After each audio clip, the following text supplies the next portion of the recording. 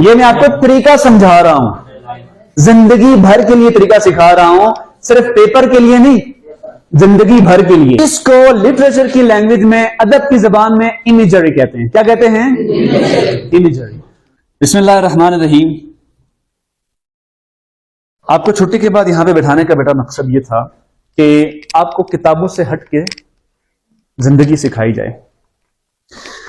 मेरा मकसद, मेरा मिशन, मेरा एम ये है कि मैं बच्चों को सिर्फ इम्तिहान के लिए ना पढ़ाऊं, जो किताबों का इम्तिहान है, बल्कि जिंदगी के इम्तिहान के लिए पढ़ाऊं। मैं बच्चों को पेपर के लिए तैयार ना करूं, बल्कि जिंदगी के लिए तैयार करूं। अब स्किल्स जो है ना, स्किल्स, वो मुख्तलिफ स्किल्स हैं जिंदगी में। जैसे मैंने आपको अभी बताया कि जैसे ही इन्होंने कैमरा ऑन किया है तो मैंने क्या कहा कि रोल कैमरा एक्शन। तो बेसिकली हम तमाम लोग कौन हैं? हम जिंदगी में एक्टर्स हैं। आप हैरान होंगे, हैं सर भी एक्टर हैं? हाँ, मुबारक हो आपको, मैं भी एक्टर हूं। मूवीज नहीं करता मैं पढ़ाता हूं। मैं एक्टिंग नहीं करता, मैं वो वाली एक्टिंग नहीं करता। Basically we are all actors. अब घर में होते हैं तो you have to act like a son, like a brother, like a husband, like a father. अब जब अपने घर में होते हैं तो आपको ये सारे रोल प्ले करना पड़ते हैं ना। बेसिकली ये रोल्स हैं। स्कूल में होते हैं तो you have to act like a teacher और अ स्टूडेंट, एक तालिबे इल्म की तरह, एक तलमीज रशीद की तरह। आप कहेंगे तलमीज रशीद क्या होता है सर? तलमीज रशीद, हमारे लोगों को उर्दू मुश्किल लगती है इसलिए कि बदकिस्मती से हमारा अलमिया है कि मतरूक होती जा रही है। तलमीज कहते हैं स्टूडेंट को, और रशीद ओबीडियंट, ठीक है, रुश्द वाला, जिसके अंदर रुश्द होती है। तो बहरहाल हमारा कोई भी टॉपिक हो बेटा, मेरा मकसद यह है कि आपको, मिसाल के तौर पर मैं आपको मिसाल दूंगा। मैं अक्सर कहा करता हूं कि अगर हमने तरक्की करनी है जिंदगी में, घोड़े से आगे बढ़ना है, तो अगर वो 5 घंटे मुताला करता है, मेहनत करता है, तो आपको 10 घंटे करना होगा, उससे डबल आगे जाना होगा, तब उसके नजदीक पहुंचेंगे। जब नजदीक पहुंचेंगे फिर क्रॉस करेंगे, वरना इस स्पीड से हम पढ़ते रहेंगे, इस स्पीड से चीजों को समझते रहेंगे, मेहनत करते रहेंगे, तो हम 50-100 साल पीछे ही रहेंगे इंशाअल्लाह। अगर अल्लाह चाहे तो अल्लाह तो नहीं चाहता फिर से, ठीक है। इंशाअल्लाह का मतलब अब तो समझ आ गया होगा ना क्या मतलब होता है इसका। तो मेरा मकसद क्या है कि मैं आपको वो चीजें समझाऊं जो यूनिवर्सिटी लेवल की हैं, लेकिन किस तरीके से समझाऊं? ऐसे तरीके से जो आपको समझ आए। अच्छा, बसा औकात में जानबूझ के मुश्किल अल्फाज बोलता हूं, वजह क्या है उसकी? वैसे तो मीर तकी मीर का आपने वाकया मैंने आपको सुनाया भी था। एक दफा तांगे पे जा रहे थे, उनकी उर्दू बहुत अच्छी थी। तो तांगे वाला ने कहा कि हजरत थोड़ा गपशप करो ना। मैं भी कर रहा तो उसमें कर लियो तो जरा गपशप हुई गए। तो उन्होंने कहा गपशप? कहते क्यों? कहता सफर गुजर जाएगा। कहते तुम्हारा सफर गुजर जाएगा, मेरी जबान खराब हो जाएगी। यानी जो अहलियान इल्म होते हैं वो अपने स्टैंडर्ड से नीचे नहीं आ सकते। यानी बहुत से अल्फाज में ऐसे बोल जाता हूं, मैं बखूबी इसका इल्म रखता हूं कि जो बच्चों को समझ नहीं आते, लेकिन बसा औकात मुझे उनके मुतबादिल अल्फाज नहीं मिलते, और बसा औकात में जानबूझ के भी वही इस्तेमाल कर रहा होता हूं। वजह क्या है? आपके अंदर क्यूरियोसिटी डेवलप करने के लिए, तजस्सुस को डेवलप करने के लिए। भाई तजस्सुस क्या होता है? एक बच्चे के अंदर तजस्सुस होता है, अच्छा अल्लाह कहां है? कहते हैं कि एक बच्चे के जो सवालात होते हैं, जरा इनको भी फोकस करें ना, ये भी बच्चे ही बैठे हैं सारे माशाल्लाह। एक बच्चे के जो सवालात होते हैं वो एक साइंटिस्ट के सवालात से ज्यादा मुश्किल होते हैं। बच्चा आपसे ऐसे सिर्फ अपनी क्यूरियोसिटी की वजह से, अपनी क्यूरियोसिटी और तजस्सुस की वजह से आपसे ऐसे क्वेश्चंस कर रहा होता है कि जिनका जवाब आपके पास नहीं होता। और वालिदैन की जो जिम्मेदारी है वो बच्चे के तशफ़ी और तसल्ली आमेज जवाबात देना है, मार कुटाई करने के अलावा, बल्कि मार कुटाई को छोड़ के। और अगर खुद जवाबात ना आते हों तो किसी जानने वाले के पास बच्चे को भेज देना। एनीवेज, तो बात करने का मकसद ये है कि आपके सामने मैंने एक पैराग्राफ लिखा है, यहां पर ऊपर छोड़ें क्या लिखा हुआ है, फिर इसको देखें जो आपके सामने ब्लू कलर। इसको जरा फोकस करें, आप जरा आगे आ जाएं, इसको जरा फोकस करें, ठीक है। मैं इसको पढ़ने लगा हूं। The old creaky mansion loomed over the village, its turrets reaching towards the sky like skeletal fingers. The villagers avoided the mansion, whispering tales of ghostly apparitions and unexplained occurrences. Despite its eerie reputation, the mansion held a certain allure, a charm that beckoned the brave and curious. कुछ समझ आया? क्या भी ना समझ आया, कख भी ना समझ आया। हाँ भाई, समझ आए कैसे? इसमें बहुत से अल्फाज ऐसे हैं जो आपने कभी पहले, यही वजह है कि मैंने आपको आपकी बुक से नहीं पढ़ाया। उसमें तो आपने सारी चीजें पढ़ी हुई है ना, सारे वर्ड्स मैंने लिखवाए हुए हैं, ट्रांसलेशन करवाई हुई है, वहां से उठाता तो आपको यूं समझ आ जाती। मैंने पैराग्राफ ही वो लिखा है जो आपके लिए अनसीन है, रैंडम पैराग्राफ लिखा है। अब ये लिखा क्यों है, मैंने आपको क्यों पढ़ा रहा हूं मैं? आज आपका टास्क क्या था? इंग्लिश का ट्रांसलेशन थी ना, जो आपने याद करनी थी, लेकिन अक्सर बच्चों को नहीं याद हुई। क्या वजह है? ट्रांसलेशन को रट्टा मारा है। ट्रांसलेशन को क्या किया आप लोगों ने? रट्टा मारा है। और ट्रांसलेशन के बारे में उसूल ये है, बाकी चीजों को रट्टा लग सकता है, अगरचे वो भी लगना नहीं चाहिए। रट्टे का एक उसूल है, रट्टा मुकम्मल तौर पर गलत चीज नहीं है, रट्टे का एक उसूल है, क्रैमिंग। अगर आप रट्टा मारना चाहते हैं तो पहले चीज को समझें, मुकम्मल तौर पे समझें, उसके बाद जितना मर्जी रट्टा लगाएं, आप अपने आप को पॉलिश कर रहे होंगे। बल्कि ये जो मैंने आपको मिसाल दी है, शाहरुख जो आपके हीरोज है, सलमान, और कौन सा, और कौन सा है? बस यही तो है, आमिर खान। और तो पुराने हैं ना आप लोगों के जमाने के, अजय देवगन तो हमारे जमाने के। आपके जमाने के कौन से हैं? ये रणबीर हो गया, और दूसरे तीसरे ये हो गया, वो हो गया। अच्छा, रेसलर्स, रोमन रेंस, जरा फोकस करें इनको, जरा फोकस करें। ये लोग कहते हैं कि हमारे बच्चे जो हैं वो बोलते नहीं है। जरा बोले कौन कौन से? Seth Rollins. अच्छा, एक का मैं नाम लेता हूं, मुझे बड़ा पसंद है, वो रिकोशे। रिकोशे देखा आपने? रिकोशे देखा है ना? Seth Rollins, Ricochet, John Cena, Roman Reigns, triple H, Mustafa, Brock Lesnar, Rey Mysterio, Undertaker. आपने कौन सा कहा है रेहान? ड्रू मैकिंटायर, या ड्रू मैकिंटायर।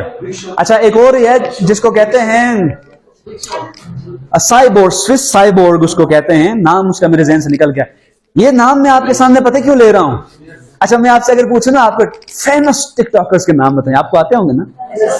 अगर से आप बताएंगे नहीं, लेकिन आते आपको होंगे। अब बताते क्यों नहीं है? आप पूरी फिल्में हैं बैठ के।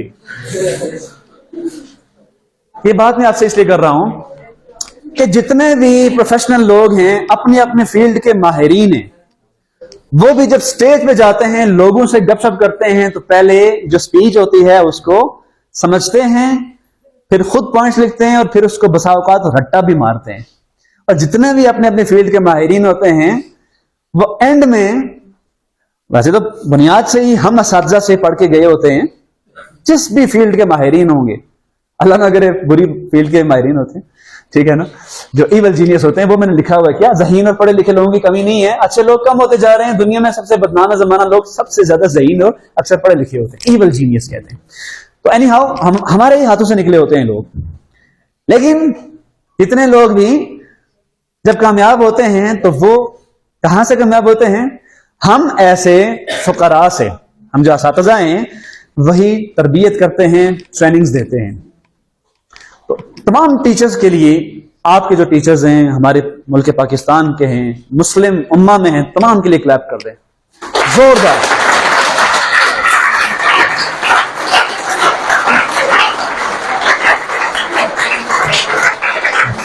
बस बस बस बस बस बस बस बस, इसका कुछ स्टॉप भी होना चाहिए ना क्लैपिंग का।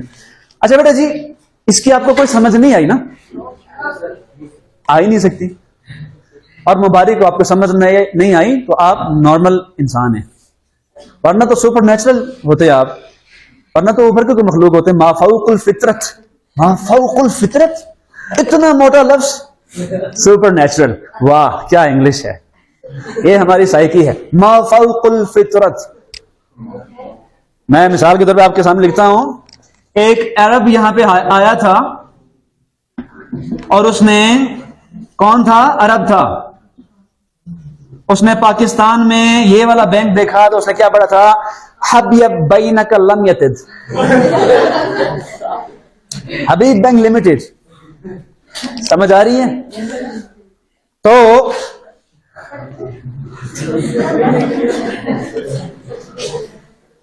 माफाउकुल फितरत, ऊपर की चीज, सुपर नेचुरल।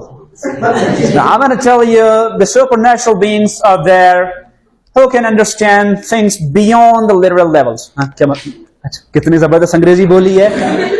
वहां पे तो बहुत अच्छी इंग्लिश है, यहाँ पे अगर हमारा कोई बेचारा उर्दू बोल दे, वो मोटे मोटे लफ्ज बोलने हैं, वो मोटे मोटे अल्फाज है। ये बच्चे समझ असनी हुसन, बच्चों को कहां समझ आते? नहीं समझ आते तो सीखो, अंग्रेजी अम्मा जी को सीख रहे हो, उर्दू को भी सीख लो। द ओल्ड, इतना तो समझ आता है ना? क्या मतलब है? पुराना या पुरानी। आगे जाके इसकी तस्कीर और तानीस यानी मुज़क्कर या मुअन्नस होना वाज़ेह हो जाएगा कि पुराना है या पुरानी है। ठीक है। क्रीकी मैंशन, क्रीकी दरवाजा जब आप बंद करते हैं तो बाज़ औक़ात उससे एक आवाज आती है स्पेसिफिक, क्रीकड़ी क्रीकड़ी, क्रिक क्रिक की आवाज आती है। ठीक है, क्रिक क्रिक की आवाज आती है। अब इसको बेटा जी अलग बात है, ओनोमेटोपिया कहते हैं, यानी जिस तरह की आवाज आ रही होती है उसके लिए वैसा ही लफ्ज दिखना। जैसे कुकू की आवाज कुकू की होती है, कुकू कुकू, ठीक है, तो उसके लिए आप लफ्ज क्या यूज करते हैं? कुकू, उसको कहते हैं ओनोमेटोपिया। और ये हमारा यहाँ पे एक लिखा हुआ है स्टाइलिस्टिक डिवाइसेस या फिर कुछ टर्म्स होती हैं उसके अंदर आता है। बट पुरानी मैं बता देता हूं, क्रिकी, क्रिक क्रिक करने वाले जिसके अंदर से क्रिक क्रिक की आवाज आती है। मेंशन किसको कहते हैं? हवेली। किसको कहते हैं? हवेली। लूम्ड ओवर द विलेज, नजर आ रही थी ऐसे गांव के ऊपर पुरानी हवेली जो हिलती हुई, और ऐसा मालूम होता है कि जैसे किसी भी वक्त कलैप्स हो सकती है। वाह, कलैप्स इंग्लिश का लफ्ज है, किसी भी वक्त ढह सकती है, ढह सकती है, हाँ जी ढह सकती है, कलैप्स हो सकती है। और वो ऐसे लग रहे थे जैसे पूरे गांव के ऊपर आ रही है, इतनी बड़ी ऊपर से नमदार होती है। लूम्ड का मतलब ये होता है। अच्छा, ये मतलब होता है तो आप सोच रहे होंगे सर को कैसे पता ये तमाम इन अल्फाज के मुतालिक? भाई पढ़े, तैयारी करके आया हूं। मेरी बात समझ आई है? एक एक लफ्ज को देखा है क्या मतलब होता है इसका, उस्ताद होके भी एक एक लफ्ज की तैयारी करके आया हूं, हालांकि जानता हूं, फिर भी एक एक लफ्ज का दोबारा मीनिंग देखा है, फिर भी एक एक लफ्ज की दोबारा प्रोनाउंसिएशन देखी है। मेरी बात समझ आ रही है? ये मैं आपको क्यों बता रहा हूं? इसलिए कि भैया पढ़ना आपको खुद पड़ता है। हम अगर उस्ताद होकर भी पढ़ते हैं तो आपको एक एक वर्ड का मीनिंग देखना पड़ेगा। ट्रांसलेशन को रट्टा लगाने वाली चीज नहीं होती, पहले उसको समझना पड़ता है, उसके बाद आप रट्टा लगाना चाहें तो क्या कहने, लेकिन समझेंगे कैसे? इधर आओ, बताओ, मैं इधर आओ। अब कैसे समझोगे? आप तो समझा रहे हो यार, समझोगे कैसे? आप किसी चीज को कैसे समझते हो? कैसे समझते हो? किसको बुलाना है? सर वो सर कह रहे हैं हामिद आपकी क्लास में। हमें मुझे लगता तो यही है मेरी क्लास में। हो सकता है ना, हो सकता है इसकी जगह कोई भूत आसेद बैठा हो जी। तो हामिद आप जाएं। तो ये बेटा जी आपको ट्रांसलेशन जब आप किसी चीज की कर रहे होते हैं, तर्जमा कर रहे होते हैं, तो आपको सबसे पहले क्या चीज देखनी पड़ती है? मीनिंग्स देखने पड़ते हैं। जो डिफिकल्ट वर्ड्स होते हैं उनको पहले क्या करना पड़ता है? अंडरलाइन। ये मैं आपको तरीका समझा रहा हूं, जिंदगी भर के लिए तरीका सिखा रहा हूं, सिर्फ पेपर के लिए नहीं, जिंदगी भर के लिए। हेडिंग क्या है? Topic how to read and understand text. कोई मतन लिखा हुआ है, मतन टेक्स्ट को कहते हैं भाई, लिखी हुई चीज को कहते हैं। कोई मतन लिखा हुआ है, टेक्स्ट लिखा हुआ है, तो उसको समझने के लिए, उसको कॉम्प्रिहेंड करने के लिए या अंडरस्टैंड करने के लिए आपको सबसे पहले डिफिकल्ट वर्ड्स को अंडरलाइन करना होगा, उनके मीनिंग्स देखना होंगे, फिर आपको चीज समझ आएगी। लेकिन समझ बहुत खूबसूरती से जब आप किसी चीज को समझेंगे तो उसका एक तरीका है, वो तरीका मैंने यहां पे लिखा है, इमेजिनेशन, तखय्युल। आप ख्याल करें, जहन से सोचें, अपने इनर परसेप्शन को, जो आपका एक एक्सटर्नल परसेप्शन होता है, छूने की हिस्स, देखने की हिस्स, सूंघने की हिस्स, सुनने की हिस्स, चखने की हिस्स, ये जाहिरी आपके ऑर्गन्स है ना, आंखें हैं, नाक है, मुंह है, कान है, हाथ हैं, इन्हीं से करते हैं ना। एक होती है इनर परसेप्शन, ख्याल में। आप आंखें बंद करें सारे बच्चे, जरा फोकस करें, फोकस करें, फोकस करें, आंखें बंद करें सारे बच्चे आंखें बंद करें, किसी बच्चे की आंखें खुली ना हो। अब अपने आप को तसव्वुर करें कि मैं घर में अपनी फैमिली के साथ बैठा हुआ हूं, अम्मी, अब्बू, बहन, भाई, और फलां कमरे में, आंखें बंद करो मिस्टर, फलां कमरे में बैठा हूं, लाइट्स ऑन कर दें, यस कम इन, फलां कमरे में बैठा हूं और बात चल रही है किसी रिश्तेदार की, वो रिश्तेदार जो आपका दुश्मन है, जिसके बारे में घर में यही बातें होती हैं कि वो बड़ा मुनाफिक आदमी है। समझ आ गई है? एंजॉय भी कर रहे होंगे, हैं? साथ अंगीठी भी जल रही है, हाँ, तो सर्दी भी हो गई है। आपको अपना आंखें बंद रहे, आंखें बंद रहे। जिसको आंखें बंद करके भी अपना घर नजर आ रहा है वो हाथ खड़ा करे। शाबाश शाबाश, हाथ खड़ा करो, हाथ खड़ा करो। जिसको भी अपना घर नजर आ रहा है, आंखें बंद करके भी वो हाथ खड़ा कर दे। आंखें खोले ना, अब आंखें खोलें, कहां है आपका घर? नहीं है ना। इसको कहते हैं इनर परसेप्शन। अच्छा, एक सुनो सुनो सुनो सुनो, एक इतने मोटे खट्टे तरीन लीमू के बारे में सोचो। आंखें बंद करो, आंखें बंद करो, और सोचो कि मैं जबरदस्ती आपके मुंह खोल के आपको खिला रहा हूं वो, और आप जोर से दांतों से चबा चबा के खा रहे हैं उसे। अब जिसके मुंह में पानी आ गया है, जिसने दंत जैसा छोड़ने, हाथ खड़ा करे।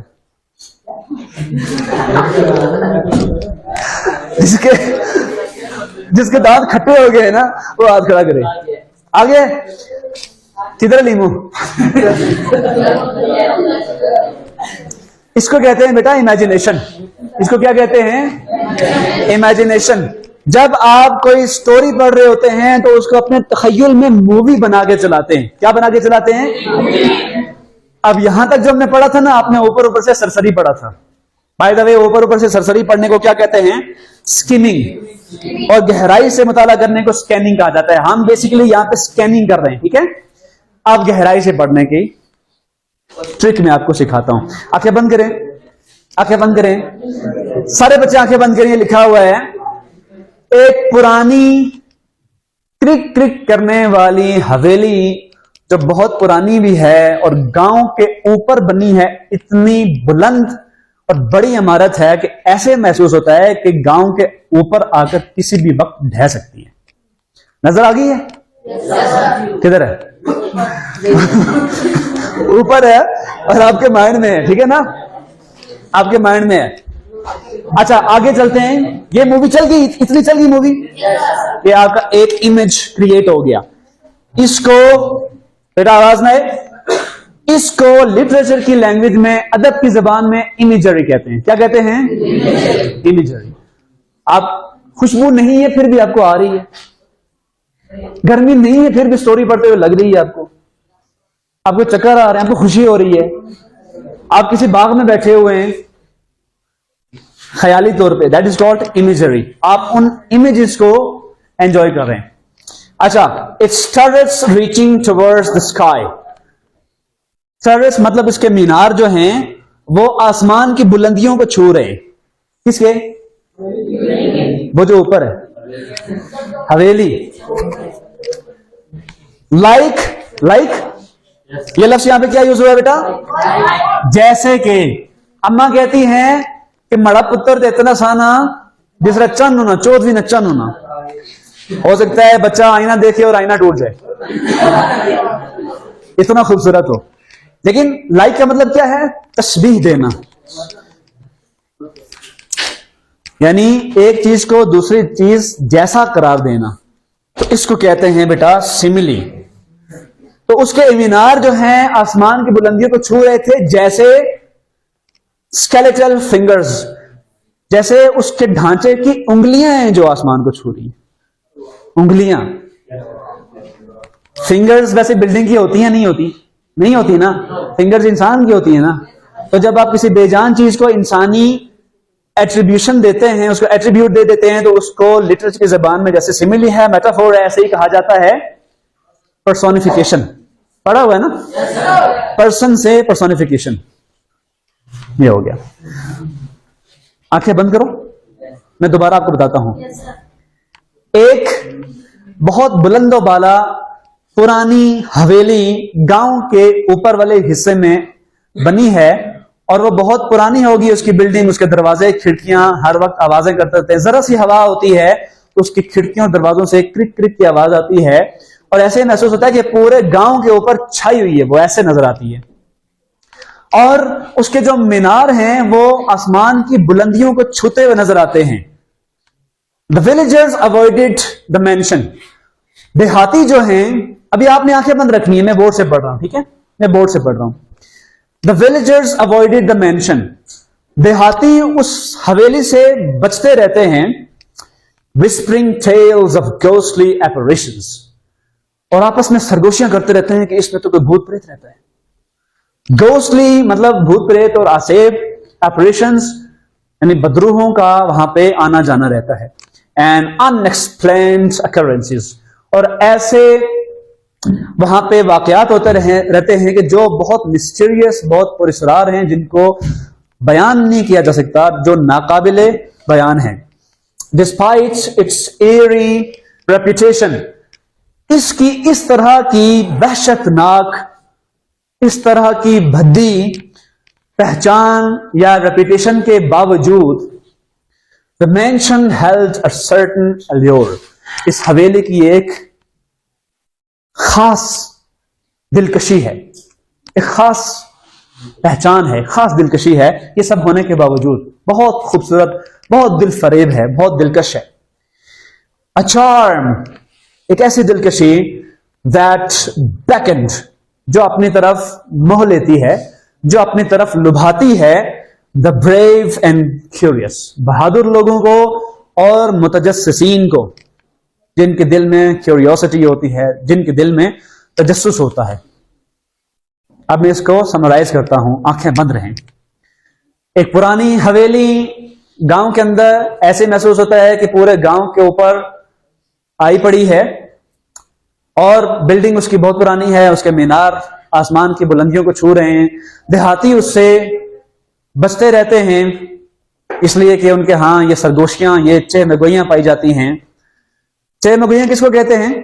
ऐसी बातें जो आपस में लोग खुसर फुसर करते रहते हैं। सो वो कहते हैं कि इसके अंदर भूत प्रेत, आसेब, जिन, देव, परियां, बेवमालाई, माफौकुल फितरत, सुपरनेचुरल चीजें रहती हैं इसमें। और उसके बाद क्या होता है? इस सब के बावजूद उसकी एक अपनी दिलकशी है हवेली की, बहुत पुरानी बनी है लेकिन बहुत खूबसूरत है। मिस्टीरियस और पुरस्कार होने के बावजूद वो बहादुर लोगों को और उन लोगों को अपनी तरफ लुभाती है कि वो आके उसकी सैर करें, उसके असरार और रमूज देखें कि जो या तो बहादुर हैं या जहन में तजस्सुस रखते हैं। आंखें खोल लो। समझ आई? अगर समझ आइए तो क्लैप कर दो अपने लिए।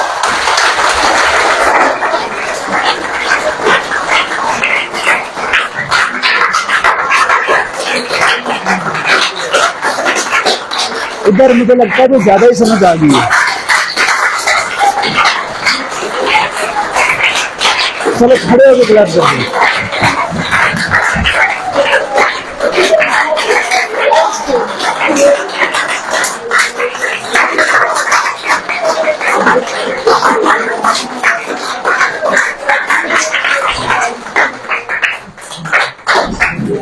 अभी मुझे लगता है कि आप लोग काफी हद तक एक्टिव हो चुके होंगे। एक्टिव है ना? इसलिए कि आपको समझ आ गई है। अब मैं आपसे कुछ सवाल करता हूं। अब मैं आपसे कुछ, ये हम आगे किस पे, बाय द वे आपको 9th क्लास में कॉम्प्रिहेंशन आएगी। एक पैराग्राफ आएगा इसी तरह का और नीचे कुछ क्वेश्चंस लिखे होंगे, उसके आपने जवाब देने। अब जरा मैंने आपके जहन में एक मूवी चलाई है ना, अब मैं आपसे सवाल करता हूं, अच्छा देहाती किसके बारे में खुसर फुसर करते रहते थे? इसका मतलब जहन में मसला नहीं है, तवज्जो नहीं होती आपकी। जब तवज्जो होती है तो आपको 3 घंटे की मूवी ज़बानी याद, वन डे इंटरनेशनल क्रिकेट ज़बानी याद, T20 एक बॉल मेमोरी का मसला नहीं है भैया।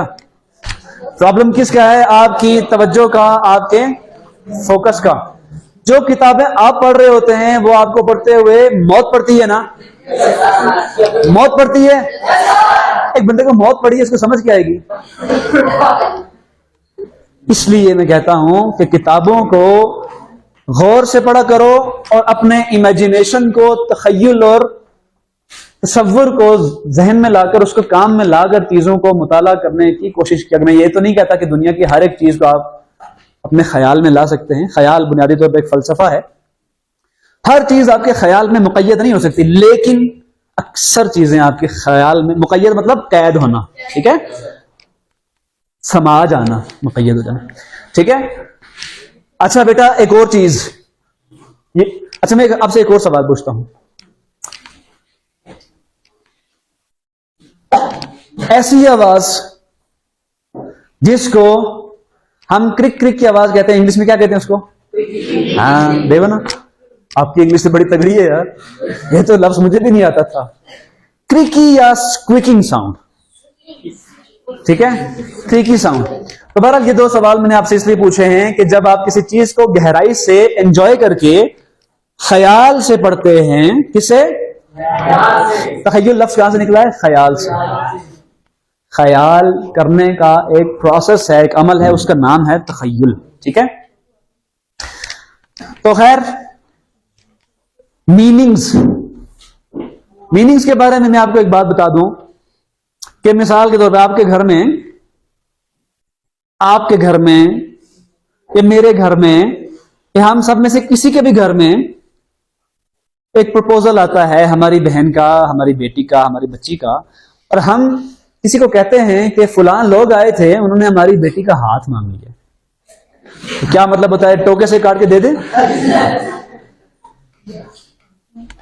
अच्छा बाज़ लोग कहते हैं कि फलां शख्स तो आस्तीन का सांप है।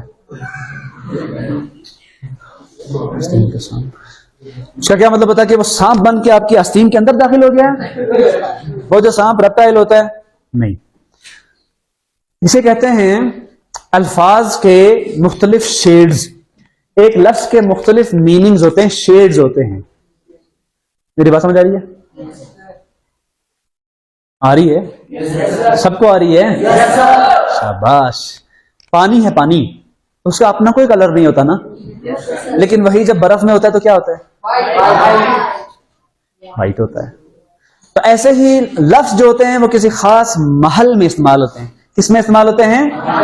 यानी डिफरेंट एक कॉन्टेक्स्ट में इस्तेमाल होते हैं, एक खास सयाक में इस्तेमाल होते हैं, तो उनका मीनिंग डिफरेंट होता है। मैंने आपके सामने बेटा कुछ अल्फाज लिखे हैं। सबसे पहले इसको समझ लें, कनोटेटिव मीनिंग एंड डिनोटेटिव मीनिंग। ये ऊपर भी लिखे हुए हैं। कनोटेटिव मीनिंग कौन सा होता है? जो कंटेक्चुअल होता है। डिनोटेटिव मीनिंग कौन सा होता है? जो लिटरल होता है। लिटरल का मतलब क्या होता है? लुग़वी। लुग़वी किसे कहते हैं? लुगत से, जो कामूस में या जो डिक्शनरी में या जो लुगत में पाया जाता है मीनिंग, उसको कहते हैं लिटरल या डिनोटेटिव या लुग़वी मानी। लिटरल, डिनोटेटिव या लुग़वी मानी। लुग़वी से लिटरल, लुगत कहते हैं डिक्शनरी को, और वहीं से डिनोटेटिव, ये आपके सिलेबस का हिस्सा है। और कनोटेटिव कौन सा होता है? जिससे आप कॉनोटेशन ले रहे होते हैं। आपके जज्बात या आपका रवैया बाज अल्फाज के बारे में खास होता है। आपके जज्बात, आपकी फीलिंग्स, आपकी तफहीम, बसा औक़ात समझ, अंडरस्टैंडिंग और बाज़ औक़ात आपका रवैया बाज़ अल्फाज की तरफ मुख्तलिफ होता है। मिसाल के तौर पर मैं आपको मिसालें दूंगा इनकी। होम और हाउस एक ही मतलब है, घर और मकान, लेकिन उर्दू में भी हम यही कहते हैं कि मकान घर के मकीनों से बनता है। समझ आ रही है? घर में और मकान में फर्क होता है, बल्कि हम पलट के कहते हैं कि बिल्डिंग तो मकान होती ही होती है, लेकिन घर वो है जो जिसमें मकीन हो, जिसमें सुकून हो, आराम हो। इसी मकसद के लिए हम हाउस कहते हैं, एक जनरल टर्म है, और स्पेसिफिक टर्म क्या है? ऐसे ही नॉस्टैल्जिक, पुराने ख्यालों में रहने वाला, अच्छे एहसासात रखने वाला, पुरानी यादों में रहने वाला शख्स होता है, और एक होता है ओल्ड फैशन्ड।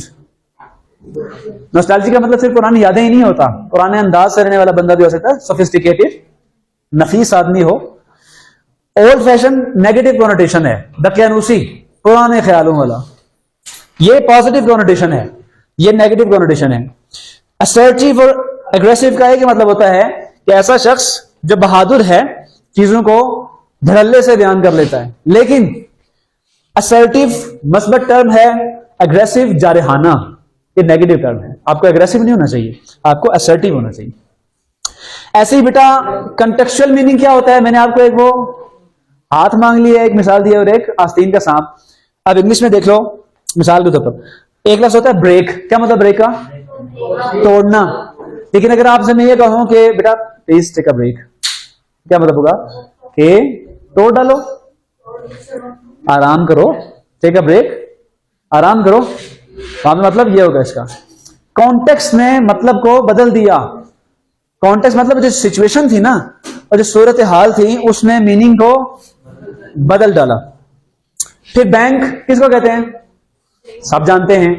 लेकिन अगर आपसे कहूं कि the bank of the river, तो वहां पे मतलब क्या होगा कि दरिया का बैंक, दरिया का वो इमारत बनी है जहां पे लोग जाके पैसे जमा कराते हैं, वह दरिया का किनारा, बैंक ऑफ द रिवर, दरिया का। कायदे आजम का इंतकाल हो गया 1948 में, और कायदे आजम का कराची से लंदन इंतकाल हो गया। इसमें क्या फर्क है? लफ्ज तो एक ही है। वहां इंतकाल का मतलब यह है कि वो सिर्फ शिफ्ट हुए कराची से for the time being London. यहां पे मतलब क्या है?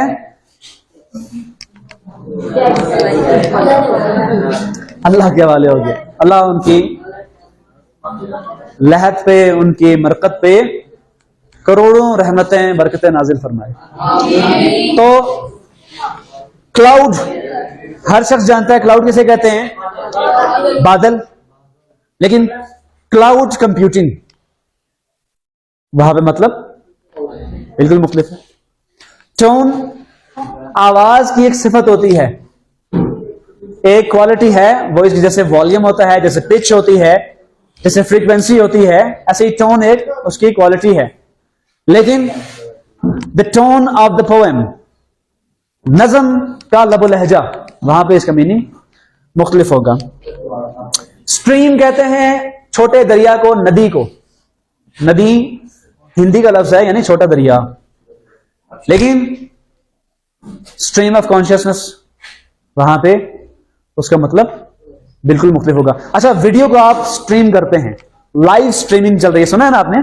लाइव स्ट्रीमिंग चल रही है, यानी लाइव ब्रॉडकास्ट हो रही है, लाइव नशर हो रही है। रन, भागो, आपने नहीं भागना। रन, भागना या भागो। लेकिन who runs the company? Company को कौन चलाता है? कंपनी को कौन भगाता है? होगा चलाता है। वहां पे भगाना नहीं होगा, वहां पे आप कहते हैं मैंने ये कमांड लिखी है कंप्यूटर के ऊपर और फिर उसको टाइप किया है, रन और एंटर किया है। वहां पे क्या मतलब होता है कि कमांड को भगाओ नहीं, कमांड को चलाओ। मीनिंग चेंज होता है सिचुएशन के लिहाज से, कॉन्टेक्स्ट के लिहाज से। फाइल, दस्तावेज। लेकिन फाइल अ केस, एक केस फाइल कर दें आप, रजिस्टर कर दें, वहां पे मीनिंग बदल जाएगा। तो ये सारी बातें बेटा जी आपको बताने का मकसद ये है कि जब इंग्लिश की ट्रांसलेशन आप पढ़ रहे होते हैं, इंग्लिश की ट्रांसलेशन पढ़ रहे होते हैं, पहले चैप्टर की, दूसरे की, तीसरे की, 10वें की, तो अज़राह करम खुदारा उसको रट्टा ना लगाया करें। आप कैसे पढ़ते हैं? Once there was a man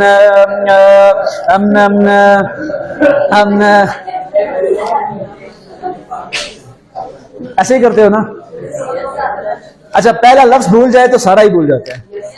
क्या वजह है? वो जो उस लैंग्वेज के अंदर जो मौसीकियत होती है ना, जो म्यूजिक होता है उसका रिदम टूट जाए, सारा ही टूट जाता है। इसलिए बेटा, वैसे तो क्वेश्चन आंसर्स को भी, एसेस को भी, स्टोरीज को भी आप समझ के पढ़ते हैं। मैं आपको अपने बारे में बताऊं, मेरा रवैया बचपन से ये रहा है। मैं छोटा सा था, एक स्टूडेंट की हैसियत से मैंने कभी भी चीजों को रटा लगाना मुझे आता ही नहीं। इस तरह से आप मुझे एक टास्क देंगे कि सर हम आपको 1 करोड़ रुपया देंगे, ये पूरा पेज हमें याद करके सुना दें, मैं 1 महीना भी नहीं याद कर सकूंगा। अपना अपना लर्निंग स्टाइल होता है। मैं ये नहीं कहता कि सारे मेरी तरह हो जाए, हर किसी का अपना लर्निंग स्टाइल होता है। मैं रटा लगाने को बिल्कुल बुरा नहीं कहता, रटा लगाना बहुत अच्छी चीज है, आपको पॉलिश करती है। लेकिन तब जब आप चीज को समझ लेते हैं, उसके बाद रटा लगाना भी बहुत आसान हो जाता है। बगैर समझे अमना करते रहेंगे तो क्या होगा? क्या होगा ना? आपको कोई चीज याद होगी और समझ तो खैर सिर से आएगी ही नहीं। आपके सामने 8-10 डिशें रखी हैं, आप शादी पे जाते हैं तो वहां पे एक चीज लगी होती है जिसको आप कहते हैं आई तो शादी पर एवं लगा हुआ सा। क्या लगा हुआ सा? बूफे। ये बूफे नहीं होते, इसको कहते हैं बफे।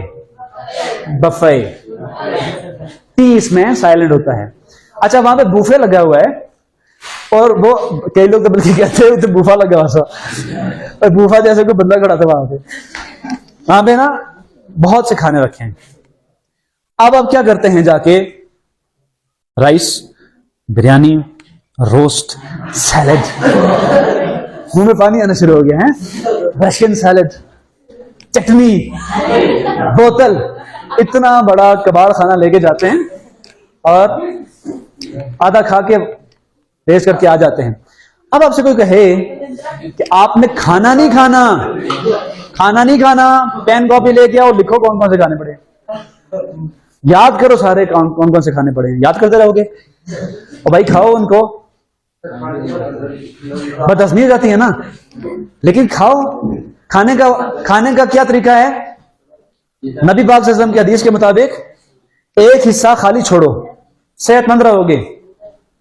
और माइंडफुल ईटिंग किसको कहते हैं? Listen to your body and mindful eating. अपने जिस्म को सुनो, देखो उसको कितनी तलब है और जहन से सोच के खाओ। खैर, आपने बात की तो मैंने बता दिया। वहां पे आप बुफे है, और that is a buffet, actually that's not buffet. वहां पे जाके आप चीजों को लिखना नहीं स्टार्ट कर देते ना उनको याद करना स्टार्ट कर देते हैं। ऐसे ही अगर आपको डॉक्टर पर्ची लिख के देता है, प्रिस्क्रिप्शन, ये वाली मेडिसिन जाके ले, आप कहते हैं बेनाडोल, पैरासिटामोल, डिस्प्रीन, राइजिक का सैशे। कभी ऐसे करते हैं? मेडिसिन लेते हैं, खाते हैं, यस, अल्लाह के करम से, अगर अल्लाह के पास शिफा हो तो। बुक्स के साथ ही जुल्म क्यों करते हो?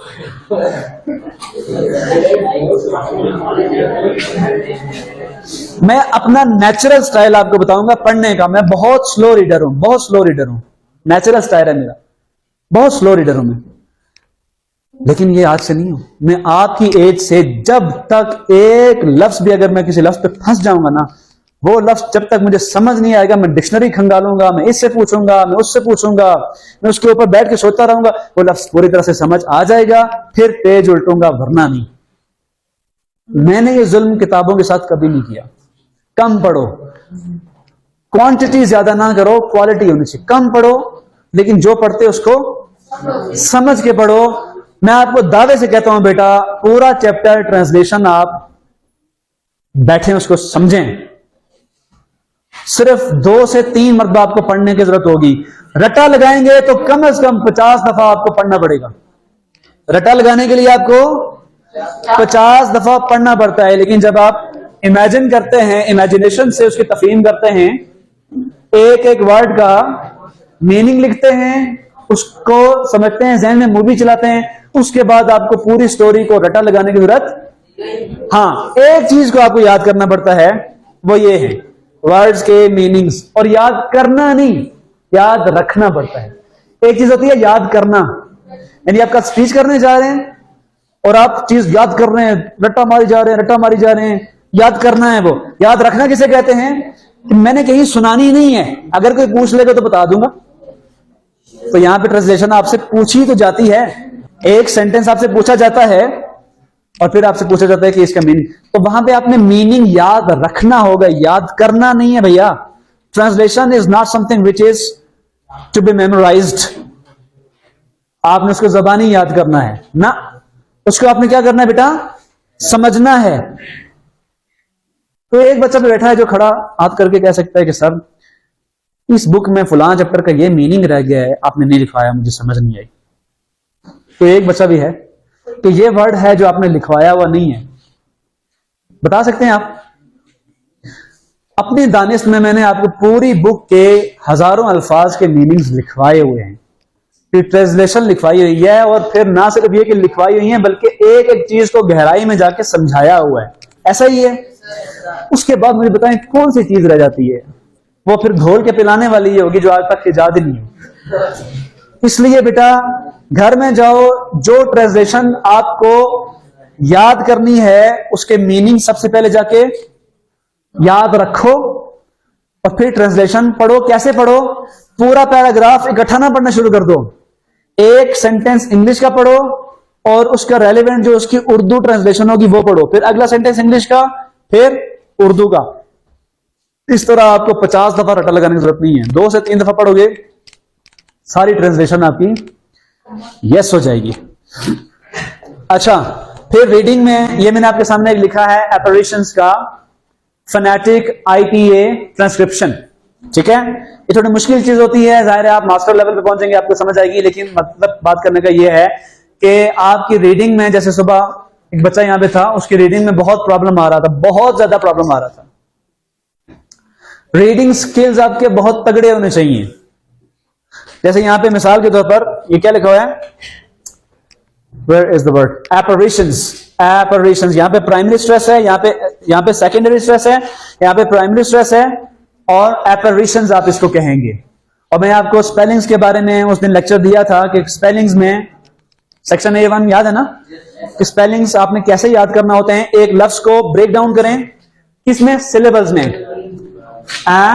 apparitions, 4 सिलेबल जिसके बनाएं, एक एक सिलेबल के स्पेलिंग याद करें, आपको सारे स्पेलिंग्स भी याद हो जाएंगे, और जोड़ करके पढ़ेंगे तो आपका लहजा, आपका तलफ़ुज़, आपके प्रोनाउंसिएशन काफी हद तक ठीक हो जाएगी। काफी हद तक मैं इसलिए कह रहा हूं कि अंग्रेजी के अल्फाज जिस तरह लिखे होते हैं लाजमी नहीं है वैसे ही पढ़े जाएं। समझ आ रही है? उसको बहरहाल आपको अहलियान इल्म से सुनना पड़ता है। यही वजह है कि उर्दू और अंग्रेजी के ज्यादातर अल्फाज मैं आपसे मुश्किल भी बोलता रहता हूं, उनको एक्सप्लेन भी करता रहता हूं। और मेरा और आपका नाता कुछ ऐसा नहीं है कि एक दिन आप मुझे सुनेंगे, एक हफ्ता सुनेंगे, एक माह, कम से कम 2 साल तो आप मेरे पास कैद हैं। 2 साल तक तो कैद है ना।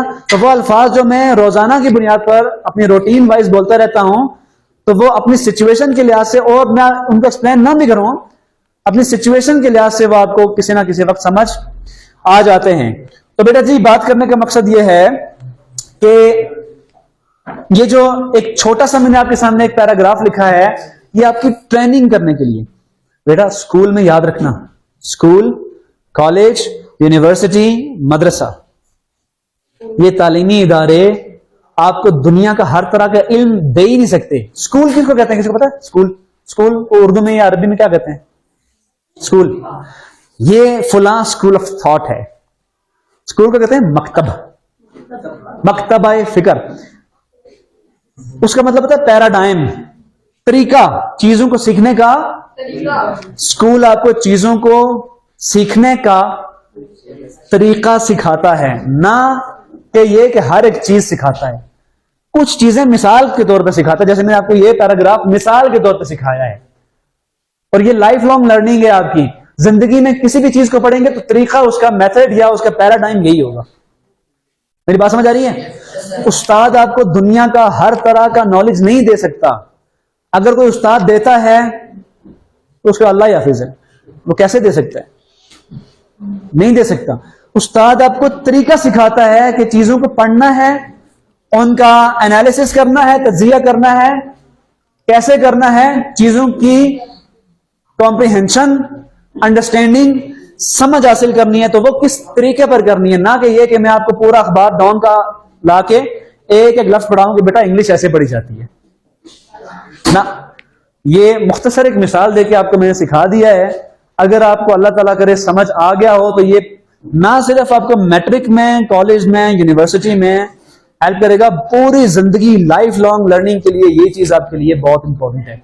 और बात चीजें ऐसी होती हैं, जैसे फ्रांसिस बेकन कहते हैं कि बाज किताबें चखने के लिए होती हैं, बाज हजम करने के लिए होती हैं। तो हर चीज स्कैन करने के लिए नहीं होती कि आप कॉपी पेन लेके बैठ जाएं, एक एक लफ्ज का मीनिंग लिखें। बाज जैसे न्यूज़पेपर के आर्टिकल्स हैं, न्यूज हैं, उनमें आपको क्या चीज चाहिए होती है? स्किमिंग, सरसरी जायदा, सुपरफिशियल, सरसरी ऊपर ऊपर से आप अव्वल से आखिर तक देख लेते हैं। लेकिन जो आपके एकेडमिक नौयत की चीजें होती हैं, जिनमें आपके लिए इंफॉर्मेशन होती है या आपकी ट्रेनिंग होती है, ट्रेनिंग बाय द वे तरबियत को कहते हैं। हमारे यहां कहा जाता है ना तरबियत, कि किसी महफिल में आप बैठे हो ना, दो बंदे बात कर रहे होंगे कि लेकिन जी आजकल तो तालीम तो बहुत है, तरबियत नहीं है, और दूसरा भी कहेगा बिल्कुल सही कह रहे हैं आप, तरबियत बिल्कुल कोई नहीं है। और भाई कौन कहते हैं तरबियत? तरबियत किसको कहते हैं? इंग्लिश का क्या लफ्ज है तरबियत के लिए? तरबियत के लिए इंग्लिश का क्या लफ्ज है पता है किसी को? ट्रेनिंग। तरबियत घिसा पिटा सा लफ्ज लगता है ना हमारे लोगों को, मुझे नहीं लगता, हमारे लोगों को तरबियत राह चलता हुआ लफ्ज है, बस ऐसे ही, बस फॉर ग्रांटेड है। कहते ट्रेनिंग, अच्छा ट्रेनिंग हो रही है जी, वाह जी वाह, स्कूल ट्रेनिंग कराता है, यस ये ट्रेनिंग ही तो है, आपको एक तरीका सिखाना कि चीजों को पढ़ा ऐसे जाता है। हाँ, जो घर वाली ट्रेनिंग है वो मसाजा आपकी नहीं कर सकते, वो घर पर घर वाले ही करेंगे। घर वाली तरबियत आपकी घर वाले ही करेंगे भैया। 18 घंटे आप घर में रहते हैं ना, तो वो तरबियत हम करने से कासिर हैं। हम आपकी एकेडमिक तरबियत करेंगे और अखलाकी तरबियत करेंगे, खुद मिसाल बन के अखलाक के हवाले से, और आपको एकेडमिक हवाले से मिसाल बना के, सही कहा है जी इन्होंने, आपको मिसाल बना के। तो ये है बेटा आपकी तरबियत का हिस्सा, आपकी एकेडमिक ट्रेनिंग का हिस्सा। आप जब भी किसी चीज को पढ़ते हैं, वो शायरी है, किसी दिन इंशाल्लाह शायरी के ऊपर भी मैं आपको एक लेक्चर दूंगा, आप एंजॉय करेंगे कि शायरी वजूद में कैसे आती है, एक शायर शेर कहता कैसे है, उसको आमद कहां से होती है, और उसके औजान और बहूर, क्या हुस्न होता है उनमें, क्या म्यूजिक होता है, क्या खूबसूरती होती है। तो यहां तक बात समझ आ गई है जी? अगर समझ आ गई है तो अपने लिए जोरदार क्लैप कर दें।